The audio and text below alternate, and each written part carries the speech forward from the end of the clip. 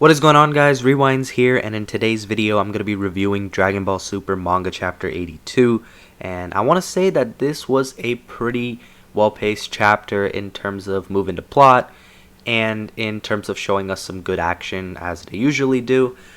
So we started off this chapter by continuing the fight from the end of last chapter, and Goku teleported over to a planet where some galactic patrollers were, and then after that he teleported next to where the announcer from the Universe 6 versus Universe 7 tournament lives. So it seemed like he had his own planet in Universe 7, full of people of his kind.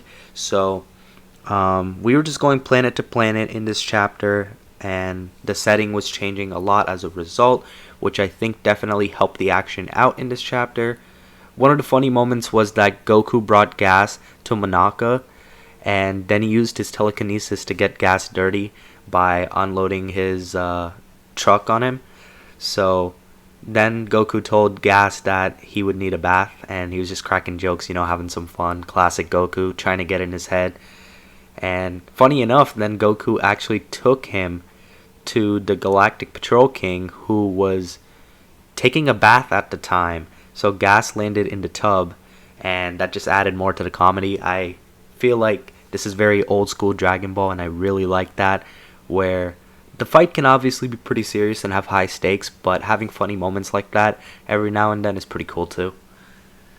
So then we move on, and we're back on planet Cereal, and Vegeta is then thinking that Goku's definitely buying time for Granola to get healed, because they know at the moment the best bet would most likely be Granola. So he is just buying time for the moment as he heals. The Heaters at the moment too are trying to figure out where exactly the battle has gone to. So they're trying to get a hold of that, but they're moving so fast that it's kind of hard to keep track. Next up, the fight moved into the Galactic Prison where Sagambo's men are imprisoned. And this was also some funny little interactions, because first they say, hey, let us out, we can help you beat Goku, because they don't like Goku. But then after Gas declined their help, they started making fun of him and saying that the first time that he met them that he wet himself. And that gave Goku a good laugh, and Gas was pretty pissed off. It was pretty funny. Nice little funny moment to include there too.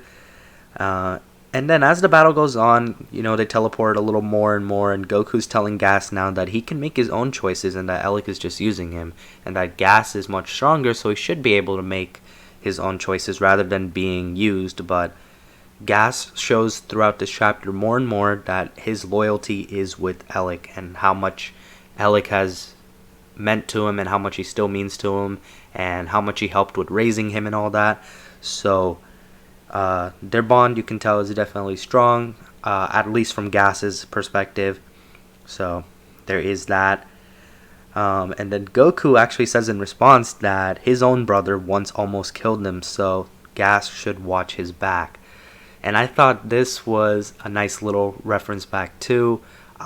I personally really like how Goku has been portrayed this arc, and I know some other people are catching on to that as well. Goku for the last few arcs, well, I would say the Moro arc and this arc, for the most part he's been portrayed very well, and I think the main moment really that some people had a problem with was his sensu bean thing, and even that to me really didn't bug me too much because of how he handled the situation. He was just calm the whole time. It wasn't hey, this is a classic Goku stupid moment in early Dragon Ball Super or something like that. So I think he's been written well, especially in this arc. Perhaps this is the best he's been written in Super, this and the Tournament of Power and the Moro arc, but this arc probably the best he's been written in my opinion. And I really like that he's using his head in this fight a lot, and he's recalling back to some of his past experiences, and he's at the same time, I know he's trying to buy time for everybody, but he's doing it in a good way. He's using his head while still doing what he does best, fighting. So Good stuff there. And then eventually Goku teleports to Whis, who is hanging out with the Oracle Fish on a planet. And what happens is that Goku tells Whis to handle gas and he leaves him behind. And Goku does like a crazy amount of instant transmissions at once and makes it back to planet Cereal. And now Gas is trapped because Gas can't use the ability as well. Every time Goku would teleport, Gas would teleport to Goku, not to like a smaller energy signal. And it's not like he would really know those other signatures anyway. So this was a piece of good writing in my opinion. A good way to buy some distance. So now the only way that Gas can make it back to planet Cereal is if he flies there, and Goku wasn't sure if he could even do that. Goku didn't know if he could breathe in space or not, but what happens is that Gas is struggling to warp to Goku, and Whis is the one who gives Gas the directions for it, and then Gas flies towards the planet at full speed from there. Granted, Whis could have lied to him, but this is Whis. He's not really trying to... He's trying to help Goku evolve, of course, and Vegeta evolve too, but he's not trying to, like, help mortal matters exactly. So he doesn't mind doing something like that, and he's not gonna lie, to really throw him off and help Goku in a sense. I also want to mention that Goku went and told Gas too that Whis is his master and he's an angel, and it was funny that Gas wouldn't dare even try like attacking Whis or anything like that. I thought that was pretty funny too. Moving on, so now that we have Goku getting back to the planet, Oatmeal actually grabs everybody in a car and drives away. Oatmeal's turning out to be a pretty convenient, I guess you could say, character in this arc, which is good because sometimes you need something like that to move along the plot. As this is happening and they're driving, Whis contacts Goku with the device that he planted on him when he showed up to him, like I guess a few minutes earlier, whatever you want to say. And he tells him that Gas will arrive to planet Cereal in 20 minutes and that he's going really, really fast. And that's all the way from, I think, 7 or 8 teleportations away, so that's impressive feat.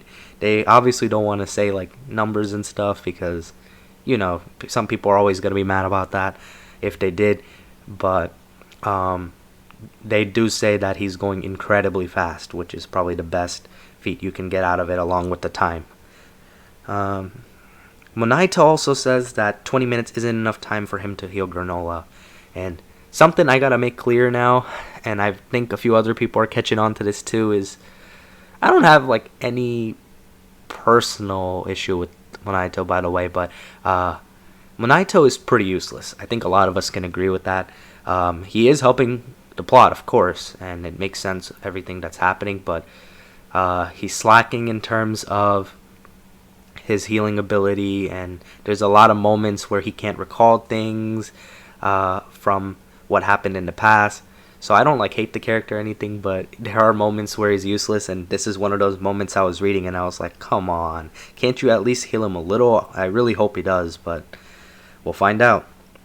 Whis also tells Goku that he must find his own unique version of Ultra Instinct because he's not an angel, he's a mortal, and a mortal having this ability to begin with is pretty damn crazy.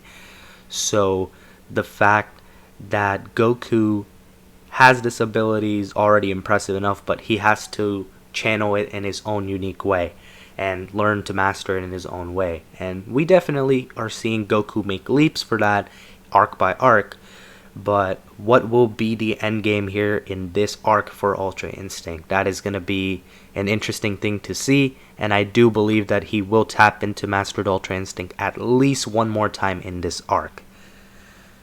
And it's honestly also looking like a big deal for Goku to be the one to actually get the win in this arc because of everything that's involved with this past.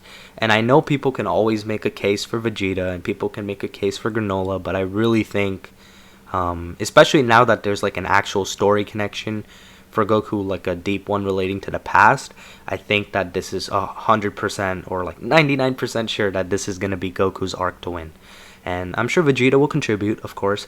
They're not gonna, I don't think they're gonna like shaft him or anything. Like, I don't think like Gas is gonna beat him down and then Goku's gonna get the kill or anything like that. I think Vegeta's gonna play a role, but I don't think he's gonna get the final kill, of course. So let me know what you think of that too. Do you agree or disagree on that part? Let me know. So as we're at Monaito's house now, Monaito shows Vegeta and Goku Bardock's scouter that he had left behind from his fight back then. And the scouter's broken. Vegeta tries to turn it on, doesn't work, but Oatmeal, conveniently enough, has the ability to fix it. So Oatmeal does that, and then the scouter voice activates and an audio recording from way back when, 40 years ago or whatnot, shows the whole audio of Bardock versus Gas. And as soon as the audio says something about staying alive, a memory gets triggered in Goku where his father and his mother were telling him to go out and stay alive. So I think that's a great way actually to do that, to trigger a memory of the past like that. Great writing, probably my favorite piece of writing in this chapter. I'm glad they handled this well. I'm glad it's not like a BS way for him to remember. I am really happy with how they did that part for sure. So then the last like 7 pages of the chapter are the flashback now, which Goku, Vegeta, Monaito are listening to, and it's of Bardock versus Gas. And Bardock starts off winning this flashback for sure. It seems like he's getting a lot of hits in, and as he's doing that, he's telling Monaito to get away with granola. But towards the end of the chapter, Gas returns back, and he's there without a scratch. And that's where the cliffhanger for the chapter is. So how did Bardock actually defeat Gas? What is going to happen? We will find out next month. I'm looking really forward to that chapter. I feel like it's going to be done well. I'm putting my faith in Toyotaro for this because I feel like he's been delivering a lot recently. Yeah, there'll be an occasional chapter that will be like, oh, it's okay, maybe not the greatest, but if you individually especially look at each chapter for this arc, I feel like there's been a lot more good or great chapters than okay or bad chapters. So hopefully that trend continues. We'll find out what happens next month, but I am looking forward to it. Let me know your thoughts in the comments below. Be sure to leave a like on the video if you guys enjoyed, and subscribe to my channel if you guys are new. Oh, and last thing, I forgot to rate the chapter. I'm going to rate it an 8 to an 8.5 out of 10. Great chapter. Not the greatest, but a really enjoyable one nonetheless. Not my favorite of the arc, but definitely one of the top ones for sure. But yeah, and leave a like on the video if you enjoyed. Subscribe to my channel if you guys are new. Hope you guys have a good day or night. I'm Rewinds, and I'm out.